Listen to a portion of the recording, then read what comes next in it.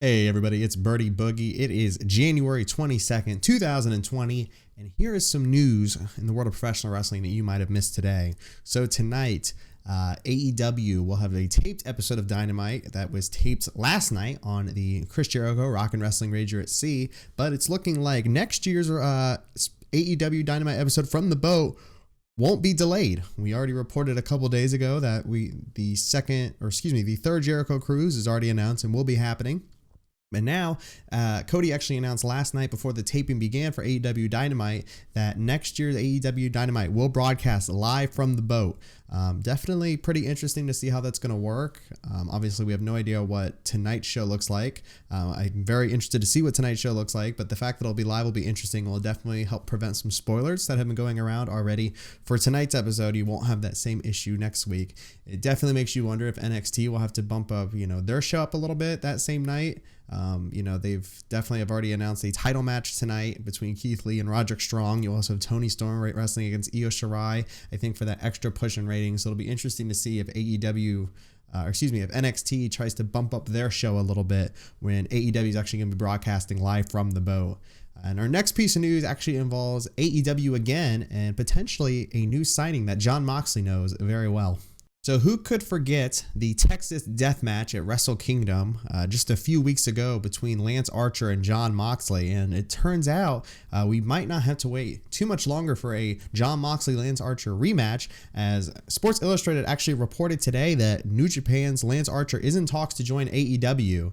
Definitely will link the story down below. But of course, this would be I think a huge get for AEW, but I definitely think it comes with consequences as well. We've already heard what Kenny Omega's planned storyline was going to be if he stayed at New Japan. That obviously had to be changed, which was actually going to go all the way up to this Wrestle Kingdom. That had to be completely changed. And then you have to wonder how New Japan would feel if AEW took Lance Archer as well. I think the big thing here is, if AEW continues to poach talent from New Japan, then they can't complain why New Japan doesn't want to work with them. But it would definitely be a good get for AEW. I mean, just 2 days ago, we talked about Killer Cross potentially joining the company, and this would be, once again, a bigger talent. And I mean, bigger size wise. I mean, the man is 6'8", very athletic. And it would, I think he definitely would fit into that roster. I think Lance Archer really wrestles up to whoever he's wrestling with. Especially some of the talent he'd be able to work with at AEW, I think would definitely boost his stock a little bit. And then of course, just being as big as he is would automatically help him and make him stand out in that company. And you have to wonder how soon, if Archer did join the company, how soon would we get a rematch between Jon Moxley and Lance Archer? It'd be very interesting to see. I'm curious to see how accurate this is, because Sports Illustrated has had a little bit of wonkiness with their stories in the past. I'm very curious to see how accurate this is. Lance Archer will actually be in the United States pretty soon. New Japan's doing a tour of the United States, which actually begins this Friday, and will be going through February 1st. So Lance Archer will be in the country. I'm not sure how long his contract is left with New Japan. Unfortunately, the story doesn't say. But this would definitely be a big get, especially with the rumors. They've also gotten Brian Cage. AEW is definitely stepping up that roster a little bit, and they do have a second show coming soon to Turner Networks, and you have to wonder if some of these big signings are going to be debuting on that new show. And finally, our last story today involves Daniel Bryan trying to make a change to his merch. So we all remember Daniel Bryan's heel persona as the Planet's champion, and he actually just did an interview with mysanantonio.com talking about a lot of different things, his feud with The Fiend, his strap match coming up this Sunday. But now we're actually getting into a change Daniel Bryan might be making to his merchandise. And even though he's no longer the Planet champion anymore, it's looking like some changes he might make will still, definitely radiate that energy.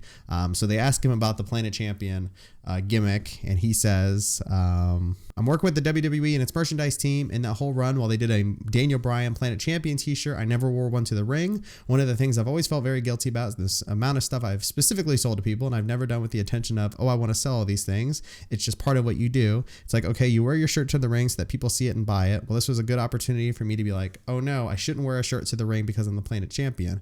And that's one of the things that I can criticize other people for. They're just out there for other people's money. Now that I'm a good guy again, they're like, well, we'd really like you to wear a shirt, and let's get you back to wearing wearing t-shirts again. And he says now he's working with them about that, and Daniel Bryan shirts are going to be made out of recycled materials. And he says that he thinks that 5 plastic bottles will be used for every shirt. So they'll be made out of plastic water bottles and recycled materials. I definitely think this is a good step, and you have to wonder, if this is just going to be a gimmicky thing that they use for one Daniel Bryan shirt, or if this is definitely, a step towards all WWE merchandise being made out of, environmentally friendly materials. There was another thing he was trying to do, and he mentions later on in the article, where if you buy a shirt, it guarantees 1 tree to get planted. Obviously, we all know the hype right now around Team Tree. I believe that's what it's called. So it'd be interesting to see if WWE works with them on that.